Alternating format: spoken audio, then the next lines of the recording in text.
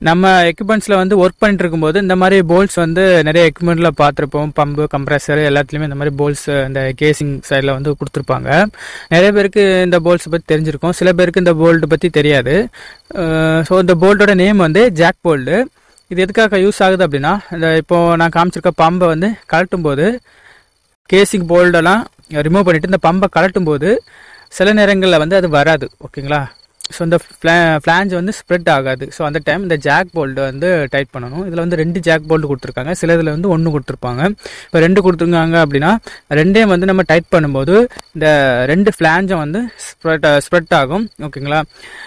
இப்போ இந்த jack bolt கொடுக்கல அப்படின்னா அது வராது. நம்ம அதுக்காக ஸ்க்ரூ டிரைவர்ஸ் யாரையாவது யூஸ் பண்ணும்போது இந்த ஃப்ளாஞ்சஸ் வந்து டேமேஜ் ஆக சான்ஸ் இருக்குது. ஸோ இந்த ஜாக் போல்டு யூஸ் பண்ணும்போது எந்த டேமேஜுமே ஆகாது. சில இடங்களில் வந்து ஜாக் போல்டு போடுறதுக்கான பிளேஸ் மட்டும் கொடுத்துருப்பாங்க, நம்ம போல்டு போட்டு எடுத்துக்கலாம். சில இடங்களில் வந்து இந்த மாதிரி ஜாக் போல்டு கொடுத்துருப்பாங்க.